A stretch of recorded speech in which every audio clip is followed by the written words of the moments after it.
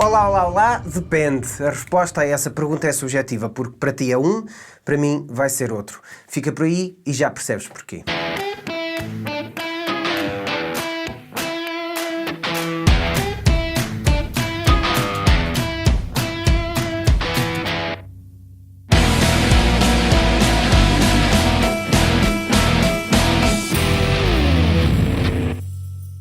Bem-vindos ao canal da Gitana, eu sou o Luís Alberto e hoje vamos fazer um vídeo completamente diferente. Não temos nenhum produto para vos mostrar, temos sim um esclarecimento ou um vídeo que ajuda, digamos, a uma questão que recebemos frequentemente. Hoje vamos falar de microfones e vamos dividir este vídeo em 4 partes. Número 1. Para que finalidade querem o microfone? Número 2. Perceber as especificações de cada microfone. São muitas e são todas diferentes. Aqui vamos perceber padrões de captação, frequências, curva de resposta, etc. Muita coisa. Número 3. O que precisas de saber para além do que já sabes. Ou seja, a construção é boa, a adaptação aos tipos de bocais, etc. Número 4. Tipos de microfone, aqui o que muita gente quer saber, condensadores, dinâmicos, wireless, com cabo, lapelas, instrumentos. Esta também é longa. Número 5, façam subscribe no canal, um like se acharem que o vídeo é útil e antes de irmos passem no nosso site, encontram lá todos os microfones que procuram, ou pelo menos os adequados ao que procuram. Não são todos os microfones do mundo, obviamente, não é?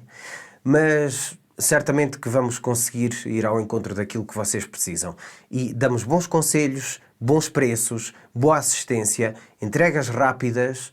Já sabem, www.egitana.pt. Ok, então passamos ao número 1, que era... Ok, para que querem o microfone? Se não quiserem assistir este vídeo até ao fim, eu vou dando sugestões e vocês podem passar logo para essa parte. Vou deixar os timers na descrição e assim clicam logo para onde querem ver. Para que querem então o microfone? Se é para podcast, poderá ser um micro USB, por exemplo.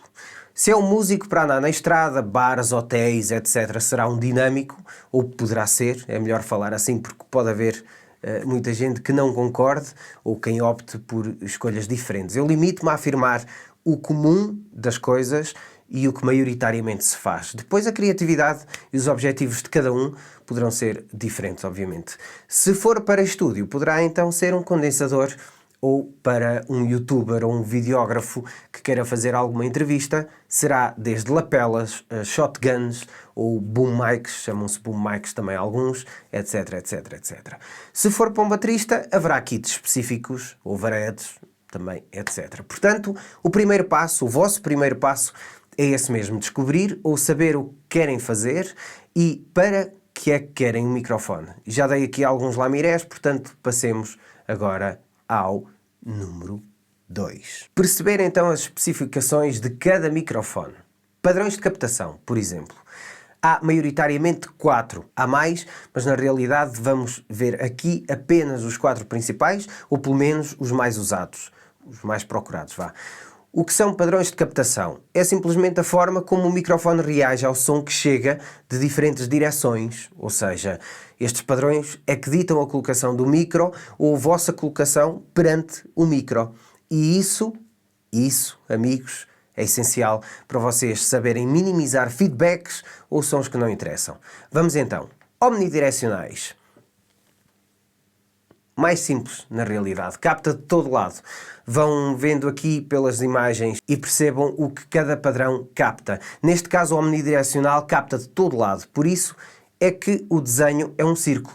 Nestes casos são usados para conversas de grupos ou algo assim, mas não são adequados, por exemplo, para uma só fonte, se é isso que pretendem. Passamos agora aos unidirecionais e aqui o mais comum é o cardioide. Em português usa-se muito, em inglês também, atenção, é a forma do coração ou heart-shaped pattern.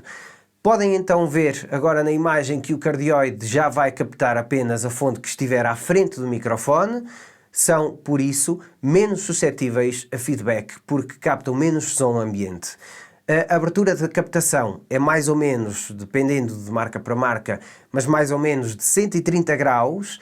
Neste caso, então, pode ser perfeito para um vocalista ou para um leitor, ou o que quiserem, vá. Ou até, eventualmente, para 2 vocalistas, uma vez que tem um ângulo mais abrangente. Estes micros cardioide também são brutais para quem queira mexer-se muito. Uma banda rock, por exemplo, um vocalista canta sempre aos pulos. O cardioide é bom porque tem uma boa captação, que apesar de fechada, é suficientemente grande para abranger essas situações. Outro padrão. Este é o meu favorito, mas isso sou eu e aqui não pode haver preferências. Vocês é que têm de ponderar a vossa escolha. Super cardioide. Super porquê? Porque tem a captação mais fechada, mas tem uma ligeira captação de som ambiente diretamente atrás do micro.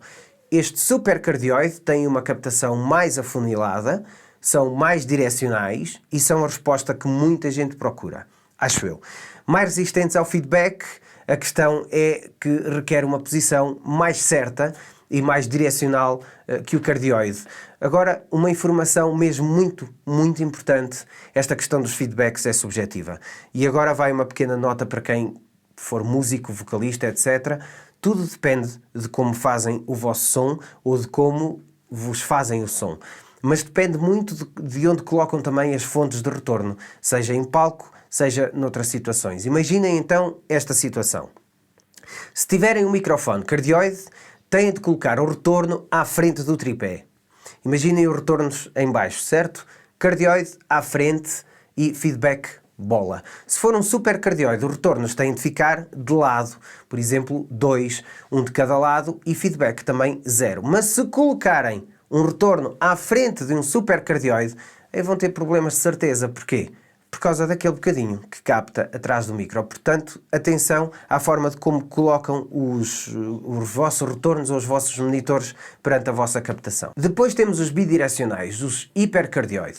Há mais, mas como disse, vou referir apenas o comum do mercado. Estes são ótimos para captação de instrumentos ou, no caso de voz, são muito mais precisos. O ângulo fecha-se a uns 90 graus, mas atrás capta igualmente igual. Desculpem a redundância, igualmente igual, ou quase igual. Por isso é que é bidirecional.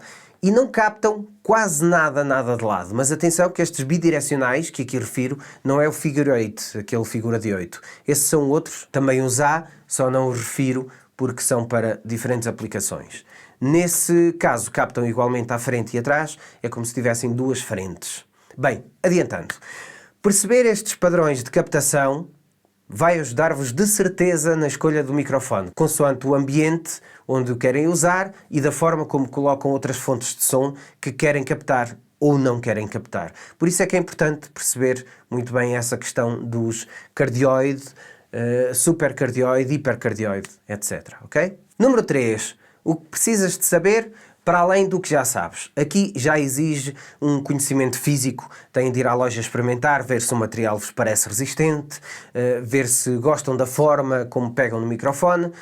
O que posso aqui acrescentar é que estejam atentos ao que traz, vejam bem o microfone, se tem uma boquilha ou clipe, como lhe queiram chamar, largo ou standard, por aí. E finalmente, número 4, tipos de microfone. Bem, vamos começar. Dinâmicos versus condensadores. Os mais comuns, pelo menos, há muito mais, mas é o que tu precisas de saber. Para além dos padrões de captação, que já referimos, esta é igualmente importante. Dinâmicos são famosos pela durabilidade e são pau para toda a obra, como se costuma dizer. Não têm uma resposta de frequência tão ampla quanto os condensadores, ou seja, vai-vos parecer mais abafado, ou que faltam ali eventualmente algumas frequências, mas no fundo isso é que é importante também. Porque em palco ou noutros casos há muita coisa que vocês não querem lá. E além disso, até se tornam mais úteis para captar alguns tipos de instrumentos, depende de quais. Já os condensadores são mais frágeis e costumam ser mais carotes. E frágeis porquê? Porque dependem de uma membrana, enquanto os dinâmicos são um fio de cobre enrolado numa pastilha. É assim que se chama, ou uma cápsula, vá, eventualmente, como vocês queiram dizer. E os condensadores precisam de corrente. Há uma tecla ou um botão nos vossos interfaces e nas vossas mesas que diz mais 48V. São mais 48 volts. Isto é o que vai alimentar os vossos condensadores. Quanto às frequências, são muito mais cristalinos. Notas importantes. Os microfones têm um volume bastante baixo.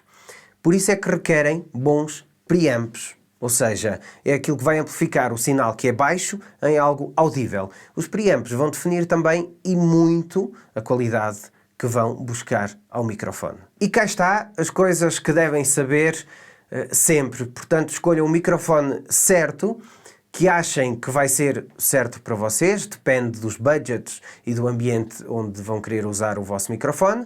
Usem-no na direção correta, portanto, vejam os padrões e o que querem para o que querem. E não se esqueçam, bons preamps.